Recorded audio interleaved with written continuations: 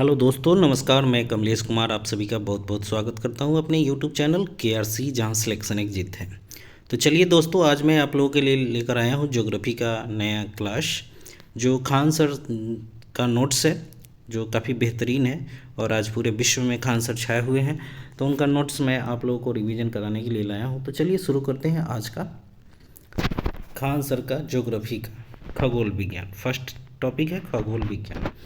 तो चलिए, आज का पहला क्वेश्चन है, ज्योग्राफी किस भाषा का शब्द है? तो यूनानी। ज्योग्राफी यूनानी भाषा के दो शब्द जियो मतलब पृथ्वी और ग्राफी मतलब वर्णन से मिलकर बना है, जिसका अर्थ होता है पृथ्वी का वर्णन। ठीक है। नेक्स्ट है, ब्रह्मांड का अध्ययन जो है एस्ट्रोनॉमी, या हिंदी में उसको हम खगोलकी कहते हैं। ठीक है। ब्रह्मांड का अध्ययन क्या कहलाता है? एस्ट्रोनॉमी, और हिंदी में खगोलकी कहेंगे। नेक्स्ट है, ब्रह्मांड दिखाई पड़ने वाले समस्त आकाशीय पिंड को ब्रह्मांड कहते हैं। ब्रह्मांड विस्तारित हो रहा है और ब्रह्मांड में सर्वाधिक संख्या तारों की है। ठीक है। नेक्स्ट है दूसरा पॉइंट, तारा वैसा आकाशीय पिंड जिसके पास ऊष्मा तथा प्रकाश हो, तारा कहलाती है। वैसी आकाशीय पिंड जिसके पास अपना प्रकाश एवं ऊष्मा हो, वो क्या कहलाती है? तारा कहलाती है। तारों का जीवन काल अत्यधिक लंबा होता है एवं विभिन्न अवस्थाओं से होकर गुजरता है।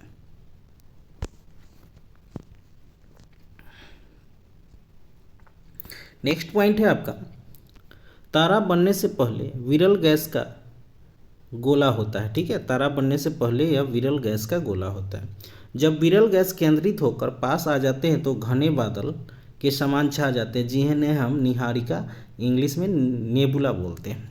जब इन नेबुला में संलयन विधि द्वारा दहन की क्रिया प्रारंभ हो जाती है तो तारों का रूप ले लेता है। ठीक है। तो ये है तारा निर्माण की प्रक्रिया। नेक्स्ट, तारे में हाइड्रोजन का संलयन He मतलब हीलियम होते रहता है। तारे में ईंधन प्लाज्मा अवस्था में रहता है। ठीक है। तारे में हाइड्रोजन का संलयन जो होता है हीलियम में होते रहता है, और तारों में ईंधन जो है प्लाज्मा अवस्था में रहता है। नेक्स्ट पॉइंट है, तारों का रंग उसके पृष्ठ ताप पर निर्भर करता है। VBI क्वेश्चन है, तारों का रंग किस पर निर्भर करता है? तो उसके पृष्ठ ताप पर निर्भर करता है। नेक्स्ट है, नीला एवं सफ़ेद रंग जो युवा अवस्था के तारे होते हैं, और उनका तापमान जो होता है उच्च तापमान होता है, नीला और सफ़ेद। नारंगी रंग के तारे जो होते हैं वो प्रौढ़ होते हैं, मतलब बुढ़ापे की तरफ होते मतलब कि बढ़ते रहते हैं, मध्यम तापमान। ठीक है। और लाल जो होते हैं वृद्ध होते हैं, एकदम बूढ़े होते हैं, जिनका तापमान निम्न ताप होता है, जिसका जो है सेल्सियस 6000 डिग्री सेल्सियस होता है। ठीक है। तो ये 3 प्रकार के तारे हैं, इसको याद रखेंगे। अगला पॉइंट है, तारों का भविष्य उसके प्रारंभिक द्रव्यमान पर निर्भर करता है। तारों का भविष्य उसके प्रारंभिक द्रव्यमान पर निर्भर करता है। ठीक है। नेक्स्ट है, लाल दानव। जब तारा का ईंधन समाप्त होने लगता है तो वह लाल दानव के रूप में ले लेता है, और लाल दानव का आकार बड़ा होने लगता है। ठीक है। आगे बढ़ते हैं, केस 1 में पढ़ेंगे हम, यदि लाल दानव का द्रव्यमान सूर्य के द्रव्यमान के 1.44 गुना से छोटा होता है तो वह श्वेत वामन कहलाता है। ठीक है। आगे है श्वेत वामन, इसे जीवाश्म तारा भी कहते हैं। छोटा तारा अंतिम रूप से श्वेत वामन अवस्था में ही चमकता है। ठीक है। नेक्स्ट है काला वामन। श्वेत वामन जब चमकना छोड़ देता है तो वह काला वामन का रूप ले लेता है। उस प्रकार छोटे तारों का अंत हो जाता है। आगे बढ़ते हैं हम लोग नेक्स्ट पॉइंट की तरफ। केस 2 में देखेंगे, यदि लाल दानव का द्रव्यमान सूर्य के द्रव्यमान के 1.44 गुना से बड़ा हो तो वह अभिनव तारा कहलाता है। ठीक है। अभिनव तारा होता क्या है? इसमें कार्बन जैसे हल्के पदार्थ लोहा जैसे भारी पदार्थ में परिवर्तित होने लगते हैं, जिस कारण ये विस्फोट करने लगते हैं, अतः इसको विस्फोटक तारा भी कहा जाता है। अभिनव तारा को क्या कहेंगे? विस्फोटक तारा कहते हैं। नेक्स्ट है, विस्फोट के बाद यह न्यूट्रॉन तारा का भी रूप ले लेता है। विस्फोट के बाद यह न्यूट्रॉन तारा का भी रूप ले लेता है। अब आगे देखेंगे न्यूट्रॉन तारा होता क्या है। न्यूट्रॉन तारा विस्फोट के बाद बनता है। इसका घनत्व उच्च हो जाता है और आकार छोटा हो जाता है। ठीक है। न्यूट्रॉन तारों के सभी अंश न्यूट्रॉन के रूप में संगठित होते हैं। पल्सर, यह तारा चमकता है, बुझता रहता है, इससे उच्च संख्या में विद्युत चुंबकीय तरंग निकलती है। ठीक है। तेजी से घूमने वाले तारों को हम पल्सर भी कहते हैं। ठीक है। नेक्स्ट है, यह तीव्र रेडियो तरंगे उत्सर्जित करती है। पल्सर जो होती है तीव्र रेडियो तरंगे उत्पन्न करती है। क्वेसर, ये तारों की लगभग अंतिम अवस्था होती है। क्वेसर की चुंबकीय क्षमता अति उच्च होती है। आगे बढ़ते हैं ब्लैक होल, जिसे हम कृष्ण बीवर बोलते हैं। इसका घनत्व अति उच्च होता है, यह प्रकाश को भी गुजरने नहीं देता है। इसकी खोज चंद्रशेखर ने की थी, श्री चंद्रशेखर जी। नेक्स्ट है, जो तारा सूर्य के द्रव्यमान के 3 गुना से बड़े होते हैं वही तारा ब्लैक होल बनाता है। ठीक है, वही तारा क्या बनता है? ब्लैक होल बनता है। नेक्स्ट है ब्लैक होल। ब्लैक होल की चुंबकीय क्षमता भी अधिक होती है। यह श्वेत वामन और काला वामन को भी अपनी ओर खींच लेता है। ठीक है, अतः तारों का अंत ब्लैक होल रूप में हो जाता है। अगला पॉइंट है चंद्रशेखर सीमा।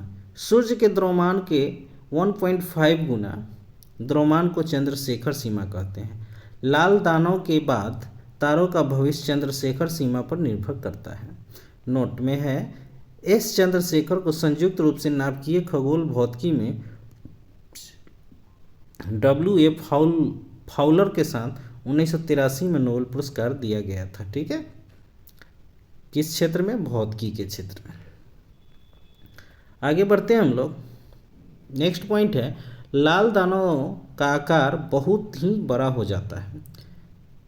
नेक्स्ट, सूर्य जब लाल दानव का रूप ले लेगा तो वह अपने समीप के 4 ग्रहों को जला देगा। ठीक है, सूर्य जब लाल दानव का रूप लेगा तो वह अपने समीप के 4 ग्रहों को जला देगा। नेक्स्ट है व्हाइट होल। यह एक परिकल्पना है जिसे यह मान लिया जाता है कि सभी प्रकाश एक ही बिंदु से आ रहे हैं। अगला पॉइंट है आकाशगंगा। ब्रह्मांड में तारों के असंख्यक समूह को क्या कहते हैं? गैलेक्सी कहते हैं। ब्रह्मांड में तारों के असंख्यक समूह को क्या कहते हैं? गैलेक्सी कहते हैं। नेक्स्ट पॉइंट है, आकाशगंगा का आकार क्या होता है? सर्पिलाकार, स्पाइरल होता है। तारे इस सर्पिलाकार भुजा के किनारे पाए जाते हैं। जैसे जैसे तारों की आयु बढ़ती जाती है आकाशगंगा के मध्य जाने लगता है। नेक्स्ट है, आकाशगंगा के मध्य भाग को बल्ज कहते हैं। आकाशगंगा के मध्य भाग को क्या कहते हैं? बल्ज कहते हैं। बल्ज में ब्लैक होल पाए जाते हैं। बल्ज में क्या पाए जाते हैं? ब्लैक होल पाए जाते हैं। बल्ज में तारों की संख्या अधिक होती है। ठीक है, बल्ज में तारों की संख्या अधिक होती है। नेक्स्ट है, आकाशगंगा का निर्माण आज से 12 बिलियन वर्ष पूर्व हुआ था। ब्रह्मांड में लगभग 100 अरब आकाशगंगा है और प्रत्येक आकाशगंगा में लगभग 100 अरब तारे हैं। ठीक है, अगला पॉइंट है, हर्शेल ने 1805 में बताया कि पृथ्वी, सूर्य एवं अन्य ग्रह आकाशगंगा का ही एक अंश मात्र है। ठीक है, नेक्स्ट है सुपर क्लस्टर। 3 आकाशगंगाओं के समूह को सुपर क्लस्टर कहा जाता है। हम जिस सुपर क्लस्टर में रहते हैं उसमें भी 3 आकाशगंगाएं हैं। नंबर 1 मंदाकिनी, दूसरा देवयानी और तीसरा है NGC M33। अब आगे बढ़ते हैं हम लोग, देवयानी के बारे में पढ़ते हैं। एंड्रोमेडा, यह हमसे सबसे करीबी आकाशगंगा है। यह हमारी आकाशगंगा से 2.2 मिलियन प्रकाश वर्ष दूर है। दूसरा निकटतम आकाशगंगा NGC M33 है। ठीक है, सूर्य जिस आकाशगंगा में है उसे हम मंदाकिनी कहते हैं। सूर्य जिस आकाशगंगा में उसे हम क्या कहते हैं? मंदाकिनी कहते हैं।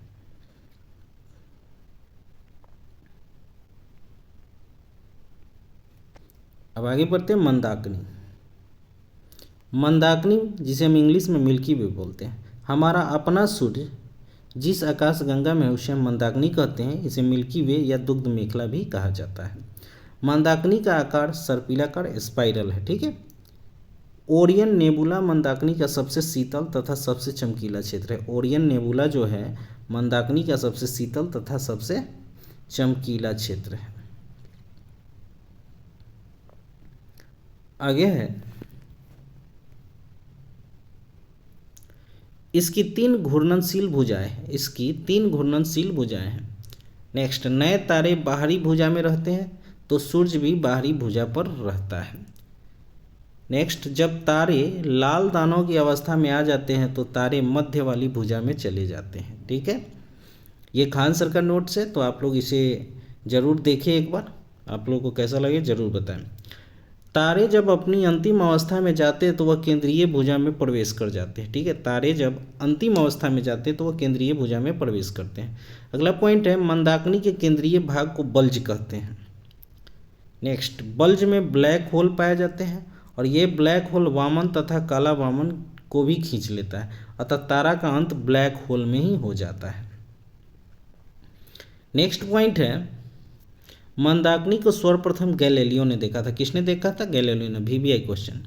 नेक्स्ट, सूर्य अपनी मंदाकिनी का चक्कर एंटी क्लॉकवाइज लगाता है। सूर्य 250 किलोमीटर प्रति सेकंड की चाल से मंदाकिनी का चक्कर लगाता है। उसे एक चक्कर पूरा करने में 25 करोड़ वर्ष लग जाते हैं। इसे ही ब्रह्मांड वर्ष कहा जाता है। ठीक है, अगला पॉइंट है सूर्य का सबसे करीबी तारा प्रैक्सिमा सेंचुरी है। सूर्य का सबसे करीबी तारा कौन है? प्रैक्सिमा सेंचुरी। और पृथ्वी के सबसे करीबी तारा कौन है? तो सूर्य है खुद। नेक्स्ट, तारामंडल, ग्रुप ऑफ स्टार बोलते हैं इसको इंग्लिश में। सूर्य से दूरी पर स्थित तारों के समूह के कारण बनने वाली विशेष आकृति को तारामंडल कहते हैं। इसकी संख्या वर्तमान में 88 है। सेंट्रो तथा हाइड्रा सबसे प्रमुख तारामंडल है। ठीक है, सबसे बड़ा तारामंडल हाइड्रा है। ठीक है, सबसे बड़ा तारामंडल कितना है? कौन सा है? हाइड्रा है। नेक्स्ट है ध्रुव तारा, पोलर स्टार। यह सदैव उत्तर दिशा में दिखता है क्योंकि ये पृथ्वी के उत्तरी ध्रुव पर है। अगला पॉइंट है यह लिटिल बियर तारा समूह का एक सदस्य है। अगला पॉइंट है प्राचीन काल में इसका प्रयोग दिशा ज्ञात करने में किया जाता है, अतः इसे दिशा सूर्य सूचक कहते हैं। नेक्स्ट है अगला पॉइंट साइरस। यह सबसे चमकीला तारा है। इसे ओरियन के माध्यम से खोजा जाता है। नेक्स्ट है हेटर तारामंडल। यह शिकारी की तरह दिखता है। इसे मृग भी कहते हैं।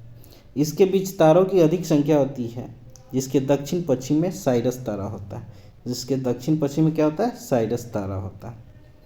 तो ये है आपका ओरियन, देख लीजिए, और यहाँ पर साइरस तारा है। बृहद सप्तऋषि जो है यह 7 तारों का एक समूह है। इसके ऊपरी तारे ठीक सामने ध्रुव तारा अवस्थित रहता है। इसके ऊपरी तारे के ठीक सामने ध्रुव तारा अवस्थित रहता है। ठीक है, ये खान सर का बहुत ही बेहतरीन नोट्स, आप लोग ध्यान से पढ़ें, काफ़ी फायदे होंगे। लघु सप्तऋषि, यह भी 7 तारों का एक समूह है, किंतु यह सप्तऋषि के उल्टे आकार का होता है। इसके सहयोग से ध्रुव तारा को खोजा जाता है। अगला पॉइंट है नक्षत्र।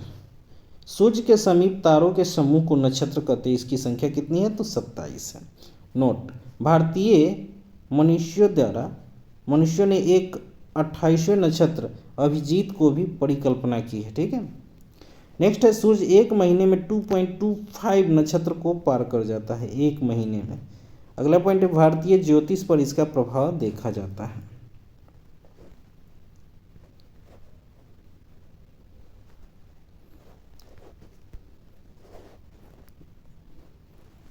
नेक्स्ट पॉइंट है कुछ प्रमुख नक्षत्र। चित्रा, हस्त, विशाखा, श्रवण, धनिष, माघा, आद्रा, अनुराधा और रोहिणी आदि ये नक्षत्रों के नाम हैं। ब्रह्मांड की उत्पत्ति का सिद्धांत बेल्जियम के पादरी जॉर्ज लेमेतर ने क्या किया? महाविस्फोट का सिद्धांत दिया।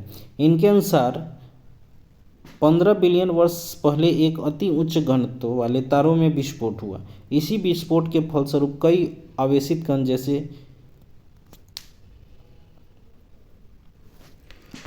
इसी विस्फोट के बाद से स्पेस का निर्माण हुआ।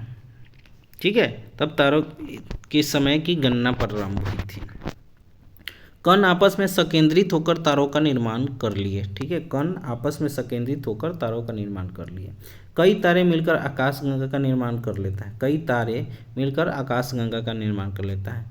3 आकाशगंगा मिलकर सुपर क्लस्टर का निर्माण कर लिए। ठीक है, कई सुपर क्लस्टर मिलकर ब्रह्मांड बनाते हैं। अगला पॉइंट है हब्बल नामक वैज्ञानिक ने बताया कि यह ब्रह्मांड विस्तारित हो रहा है। अंतरिक्ष में छोड़े गए हब्बस नामक दूरदर्शी से इन विस्तार का पता चलता है। उन्होंने आकाशगंगाओं के बीच रही दूरी के आधार पर सिद्ध किया। नेक्स्ट है, विद्वानों का मानना है कि ब्रह्मांड को विस्तारित करके कोई शक्ति है जो इसे खींच रही है, अतः जब यह शक्ति समाप्त होगी तो ब्रह्मांड पुनः सिकुड़ना चालू हो जाएगा और सिकुड़ कर पुनः अपनी प्रारंभिक अवस्था में चला जाएगा, तब इसे सुपर क्रैंच कहा जाएगा। ठीक है, तब इसे क्या कहा जाएगा? Super Kranz.